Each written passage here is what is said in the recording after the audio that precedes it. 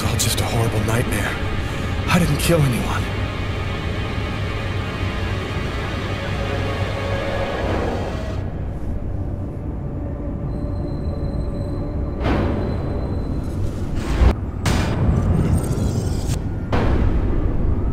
I wasn't dreaming.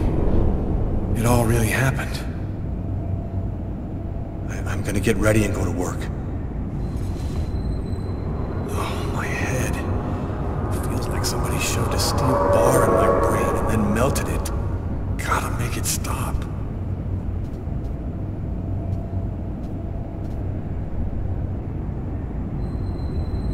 The sheets are full of blood. I can't go back to bed. I'm not tired anyway.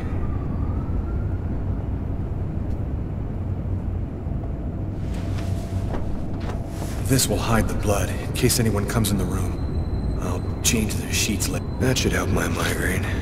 Notice reads, "Don't take with alcohol."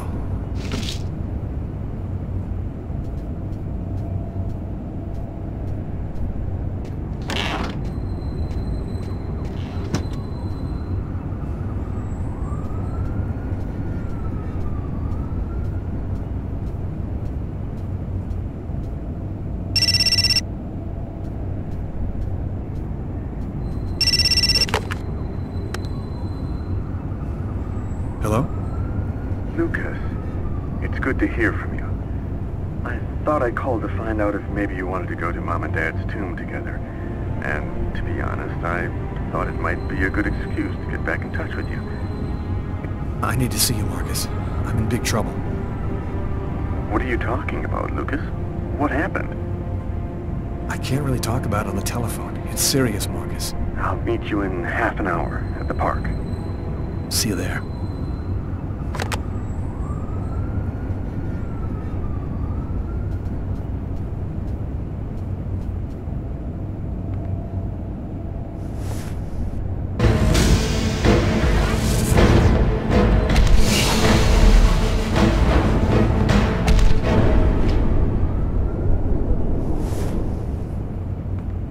The clothes that I was wearing last night, they're covered in blood. I better not leave them there.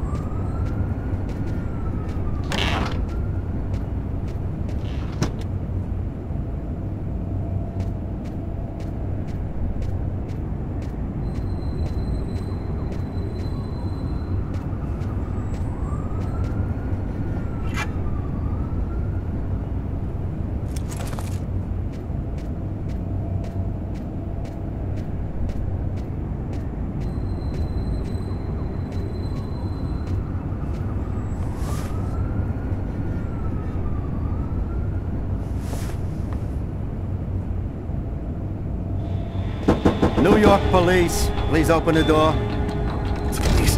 They know. They've come to arrest me.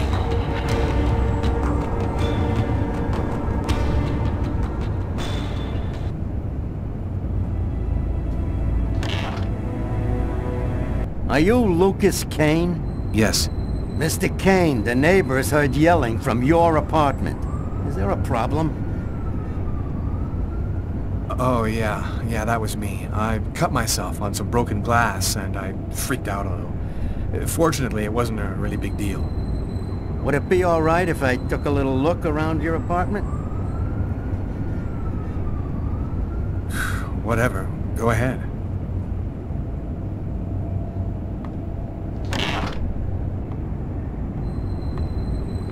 What happened to your wrist, sir? I told you I had a stupid accident with some broken glass. Holy cow. When you cut yourself, you go all the way, don't you?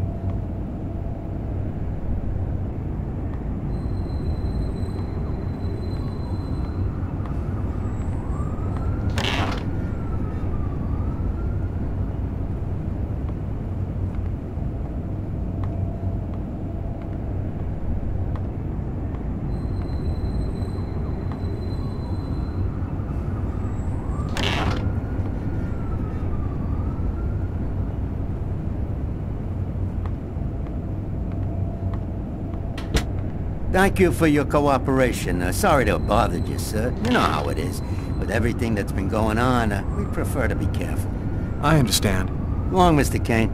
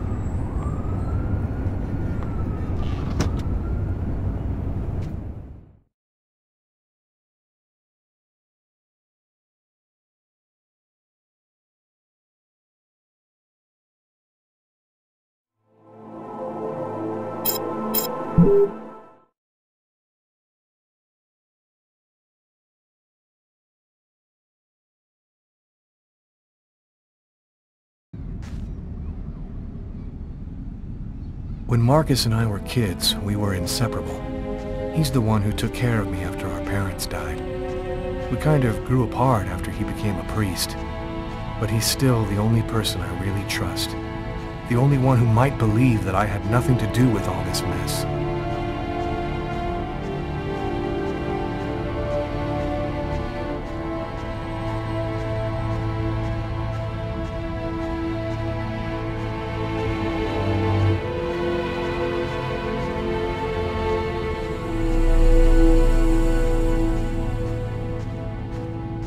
I'm happy to see you. I missed you. It's been a while. 2 years. So tell me what's happened, Lucas. I've killed a man, Marcus. It happened at a restaurant last night. It's like I was possessed, in a sort of trance, like I was a puppet on a string. I saw what I was doing, but I was powerless to stop it. My God. I can't believe this, Lucas. Tell me that it wasn't you. You're not capable of something like that. And there's this, too. You cut your wrists? Before the murder, I carved these symbols on my arms with a knife. I don't know if they mean anything.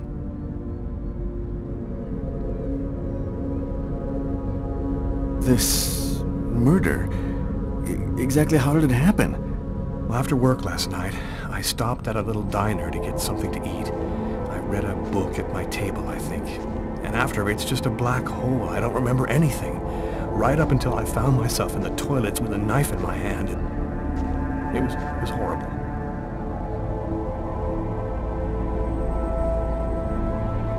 You say that you were in a sort of a trance. What do you mean by that? You talking about magic? Or sorcery? Or something like that? Marcus, I don't have an explanation. I'm just telling you what happened, that's all.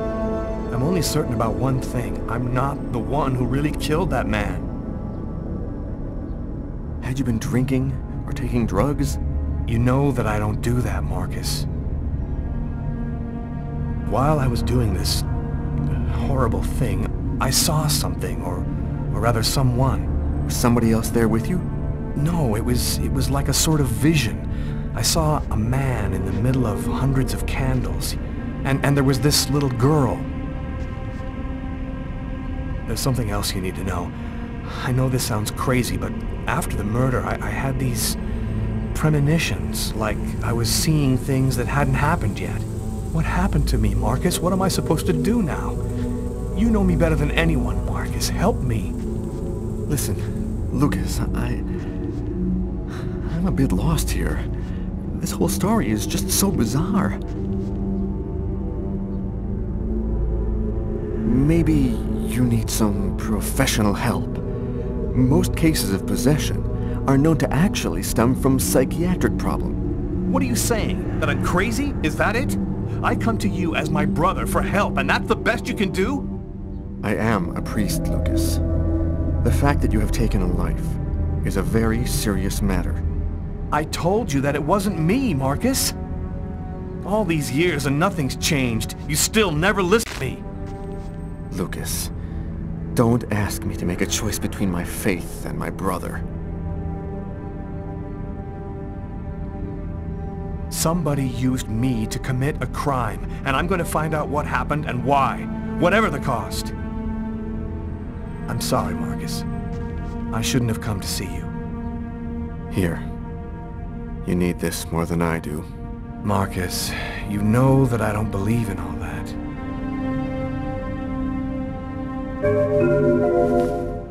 Thanks.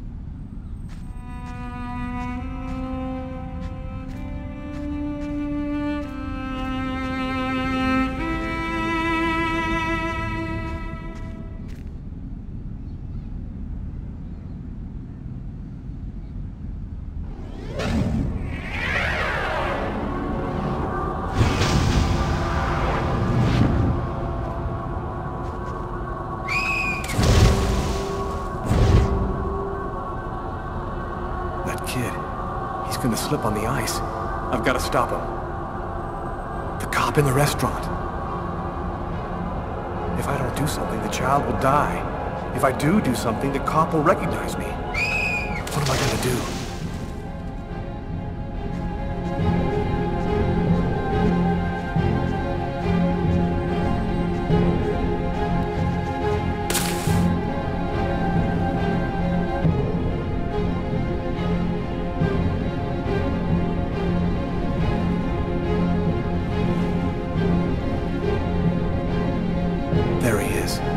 Lost consciousness.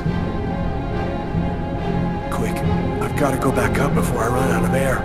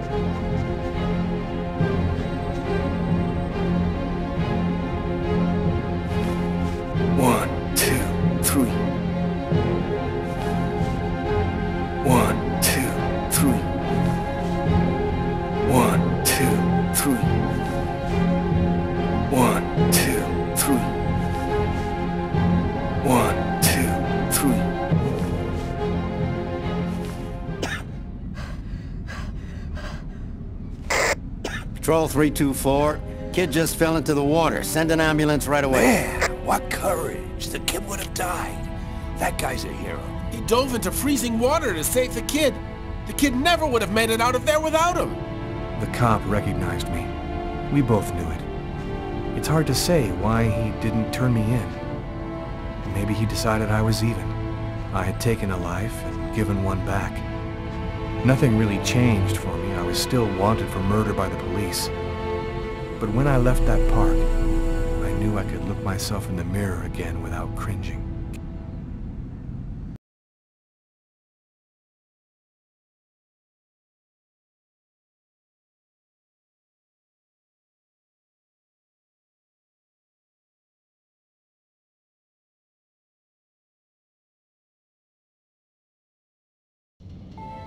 I've got this really bad habit for a cop.